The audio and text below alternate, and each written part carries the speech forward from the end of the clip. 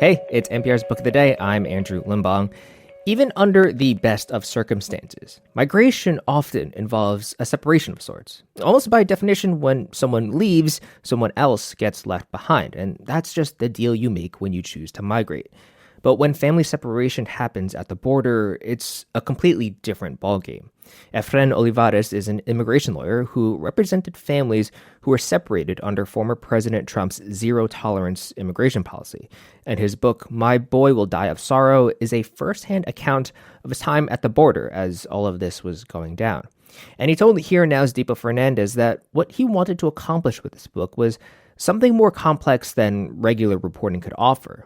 And nothing exemplifies that more than the story of him running into an immigration agent at the gym of all places. That's in a minute.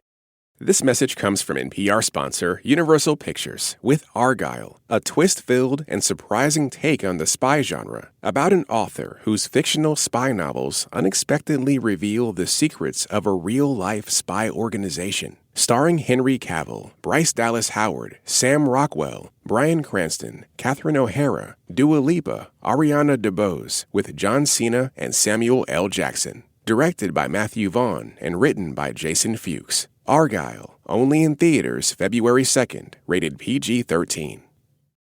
It's been more than 4 years since the Trump administration's zero-tolerance policy that separated children from parents who were crossing the border without documentation. We remember the reports of crowds of children, some as young as 6 months old, fenced in, crying for their parents. Around 5,000 families were separated, and the ACLU says about 1,000 still remain apart. Our next guest watched the separations unfold. He's a lawyer who represented the families. He writes about what he saw and his own immigration story in the book My Boy Will Die of Sorrow, a memoir of immigration from the front lines. It was recently awarded a 2023 International Latino Book Award. And Efrén Olivares, the author, is also the Deputy Legal Director of the Southern Poverty Law Center's Immigrant Justice Project, and he joins us now. Efrén, welcome back. Thank you. Good to be here. So take us back to the summer of 2018, Efrén. You ended up representing hundreds of immigrant families who were separated. When did you realize the separations were happening and how? It was in the second half of May 2018 when I was contacted by a public defender recounting what she was seeing. Her clients who were being charged under this new policy knew nothing about their children, had been separated from them, and asked me if I could come and then interview the parents and see if we could find their children. And at first I couldn't believe it. Until the very next morning when I walked into that federal courthouse in McAllen, Texas, and talked to the parents themselves. And they broke down crying in front of me, recounting what had happened and how little, if any, information they had about the whereabouts of their children. And that first kind of encounter in the court with parents turned into days and weeks of the same thing where more and more parents would show up. You know, the title of your book, My Boy Will Die of Sorrow, comes from something a father named Leonel told you. He'd been separated from his son, and you asked him what will happen if he were to be deported and his son didn't go with him. Tell us what he told you. A lot of the parents had been led to believe that they would see their children again that afternoon after going to the court for their hearing. And it fell upon me and Georgina, our paralegal, to break the news to them that, in fact, they were probably not going to be at the Border Patrol station, and we did not know where they were or whether they might see them again. Those were some of the most difficult conversations I've ever had in my life, certainly as a lawyer. And one of those parents, Leonel, I was filling out the intake form, and as part of filling out the narrative, I asked them precisely that. That was our greatest fear at the time, right? That parents would be deported without their kids, and then the kids would end up in foster care, lost in the bureaucracy, right? And the parents are deported to Guatemala, and it would be very hard to find them. So I asked them, what do you think would happen if you were deported and your son stays here? And he simply looked down for a second. And then when he looked up and looked me in the eye, he said, no, pues, mi niño se muere de tristeza. My boy will die of sorrow. And that ended up becoming the title of the book because it's so, I find it so powerful and also meaningful that it is the voice of one of the directly impacted parents by this atrocious policy. You know, Efrén, I also found it really powerful. You're telling this story of these parents separated from their children, and you intertwine it with your own family's story. You know, we learn about you as a child in Mexico. Your father emigrated to McAllen, Texas to find a job, and he was not in your daily life for 4 years.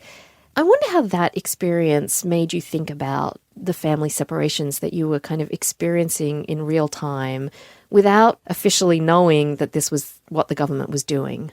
Yeah, I never connected the dots that summer. I hadn't thought of my own experience being apart from my father for 4 years as in any way similar to what my clients were going through. I was 9 years old when my dad left, and then I would see him a week in a month or so. It was only with the passage of the years and now as an adult and thinking back on it that I have begun to appreciate the impact that it had, not having my dad around at the dinner table every night or for school functions or medical emergencies, and how that shaped who I've become as an adult, as a lawyer, as an advocate. And it's remarkable how common this separation is in the immigrant experience. Migrating involves some kind of separation because you're separating yourself from your home and oftentimes close family members. And since the book came out, countless people have reached out to me sharing how actually something that happened to them was also a separation and they hadn't thought about it in those terms. So it is, I am convinced, an integral part of what it means to be an immigrant in this country. And in your case, you all eventually joined your father in McAllen. He was working as a bus driver and custodian. Your mother worked sewing at a Dickies factory. But your family kind of crossing the border goes back to your grandparents. They were farm workers, and then your grandfather was born on the US side of the border. What does your family's story tell you about how much US immigration law has changed over the generations? It is profound how much immigration law has changed. As you were saying, my great-grandparents were farm workers, and my grandfather was born on the U.S. side of the border in 1902, when there was no border patrol. There was basically no immigration law, right? And what I think that shows is how human it is to migrate. Human beings have been moving across the earth in search of safety or opportunity. And no matter what laws we change or we impose, it's a human endeavor. And Efrén, you write about one man who was separated from his daughter, Mario. He came to the US and was tricked into saying his daughter was not his. And then there was, this really big move to prosecute him for almost kidnapping. And then finally a DNA test proved that she was his daughter, and they were eventually reunited. But this case also, I wonder what it tells you about the policy of family separation. I think Mario's case, Deepa, in so many ways encapsulates everything that is dysfunctional about our immigration system. He's an indigenous language speaker from Guatemala, and he wasn't provided an interpreter. And then he was pressured in a language that he did not fully understand. He was told time and again, tell me she's not your daughter and I will help you. And in that desperate situation, after traveling for weeks on foot from Guatemala, he finally broke, right? And said that she was not his daughter, even though she very much was. And he had a birth certificate with him, right? And then it took a team of lawyers over a month and a DNA test to bring them back together, so that the power and discretion that rests in the hands of agents to upend someone's life is remarkable. It's not a system meant to protect, it's a system meant to exclude. And it especially excludes immigrants of certain countries, immigrants whose skin is a certain shade of dark. It's remarkable. At one point in your book, Efrén, you, in the middle of the Texas heat, working this summer to try and figure out what's going on to get families reunited, you go to work out at your local gym and you recognize somebody, and it turns out that is one of the immigration agents. He's actually a director or a boss in doing these family separations. And he was there with his daughter, and they were working out together. That must have been a really confusing or complicated thing for you to process? That experience really exemplifies, I think, the complexities of the border, right? Where you have, in this case, an advocate and the sector chief in the same gym class working together, and then at night on the evening news giving completely different versions of what is happening. But I think that complexity and that nuance does show that the border is much more complicated than is portrayed most of the time. It is families who live on both sides of the border, who have complicated histories. And in fact, Padilla's own family, Manny Padilla, sector chief, he probably is a child of immigrants himself, right? So it's complicated histories, but I think that is what sometimes doesn't make it into the daily reports when it comes to immigration and the border. Are you still in touch with any of the families who were separated? And what kind of long-term impact has there been on them?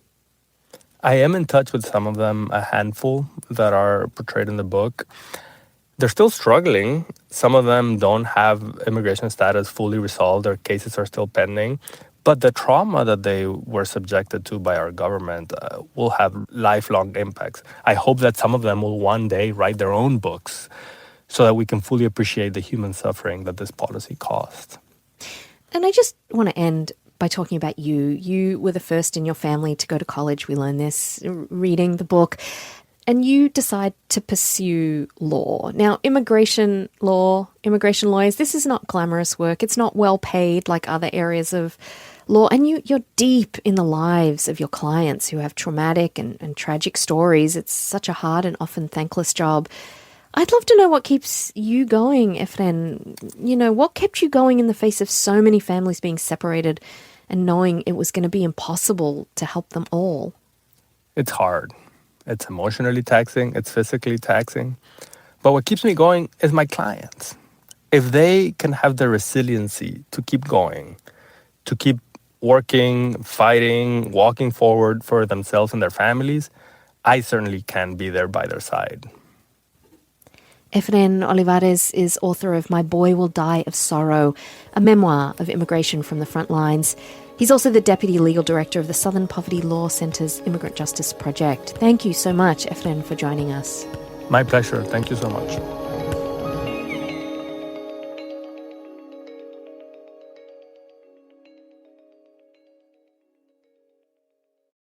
Getting bogged down by how much new music there is out there? There's a lot. Consider a daily dose of the All Songs Considered podcast. It's the easiest way to get tuned into the music world. We spend hours combing through the new music universe, from emerging bands to time-tested icons, to bring you your next favorite artist.